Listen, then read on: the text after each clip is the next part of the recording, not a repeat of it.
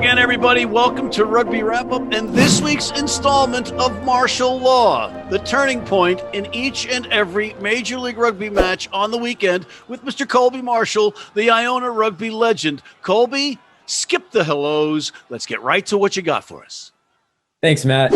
I want to get right into the New Orleans-San Diego match.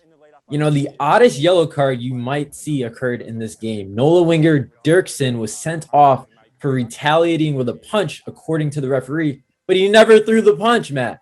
He never threw a punch, and he was sent off with the yellow card. And soon after, San Diego was able to score to go up 17-7.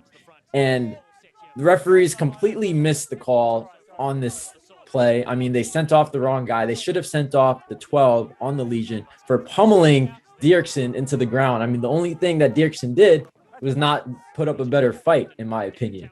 So I don't know what the refs were looking at there, but that was the turning point in the match. Well, it harkens back to Andy Ellis against Atlanta when he got destroyed, thrown to the ground, and got a yellow card as well. And Colby, that go-ahead try while Dirksen was in the sin bin was scored by Ethan McVeigh, making his debut, actually, in Major League Rugby for San Diego, and getting it in there at scrum half and poking it through for a try. Great debut by the youngster. Oh yeah, Evan McVeigh, definitely a player to watch, man. Yeah, but you know, when you were looking at the scoreboard, it had Cameron Clark with the yellow card for San Diego, and it looked like they were up a man when it was actually New Orleans with Dirksen in the bin. Next up. The next game I want to talk about is the LA Giltinis versus Utah Warriors. You know, this was a marquee match heading into week 9. Two top scoring teams in the league. Minka Kruse returns to face his old team after being traded in the offseason by LA. You know, this was a good game in the first half. It was 10-8. LA was up by 2 points, and Ryan James gets the ball out on the wing, makes a nice grubber kick down the field that's chased down by Harrison Goddard, who trots in for his second try of the game. And up until that point, Utah were really in the match, but I think that opened things up for LA a little bit. And as usual, they went on those scoring runs that they tend to go on and routed the Utah Warriors. But you know what I will say for Utah? A, they're playing on the road against the best team in the league.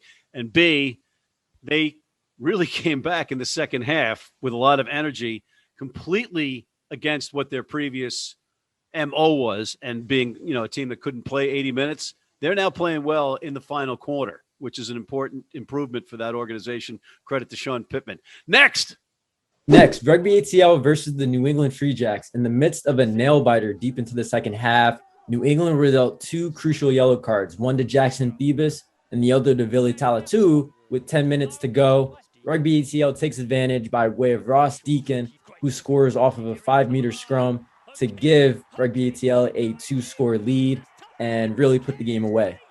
Second week in a row that Ross Deacon scored crucial tries for Rugby ATL's Attlers. Good to see him in the mix. Next game, New York versus Austin. We definitely didn't see the best New York side in this one. They were in the game against Austin. Will Leonard received the yellow card for not releasing and for slight banter from the entire New York team in the direction of the referee.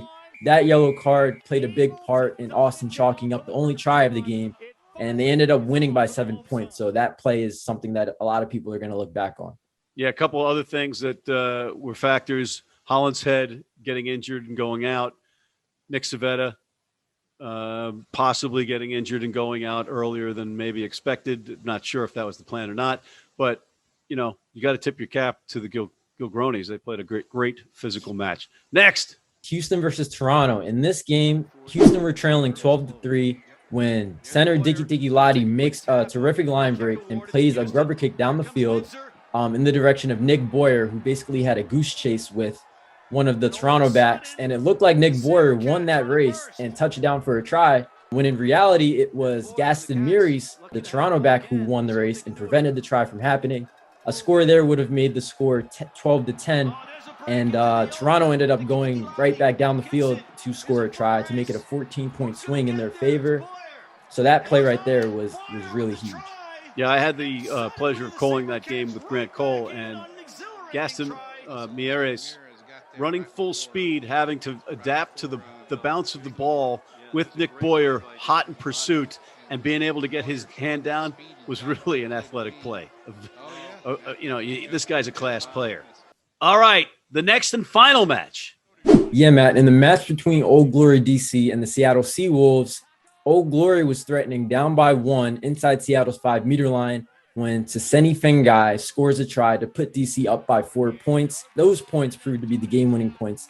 Yep, a work of art by Michelangelo Seseni Fengai to give Old Glory the win. And Seattle, they had their chances, but Andrew Dorotalo going into open space against Danny Tusitala. I think he was looking at a try before he looked at the ball. Ball goes to the ground, and Washington, Old Glory DC wins. Big win for them at home. Any final thoughts on the weekend, Colby? A lot of grubber kicks, a lot of yellow cards, and no John Powers. John Powers, of course, one of your teammates with the Iona Rugby Gales, correct? Come on, Utah. Come on. All right. Okay, good enough. I want to thank you, Mr. Colby Marshall, for this week's Martial Law, the turning point in every Major League Rugby match. And thank you for tuning in. And before you come back next week, be sure to check out our other segments this week, including our Major League Rugby show, our Global Rugby Recap, What Are the Odds?, our Major League Rugby Sports Bet show with the Philly Godfather, John Bradshaw Layfield, the WWE legend, and Gifty Bailu, Martial Law, the Zack Attack. And please sign up for our American Red Cross Rugby Wrap-Up Blood Donor Team.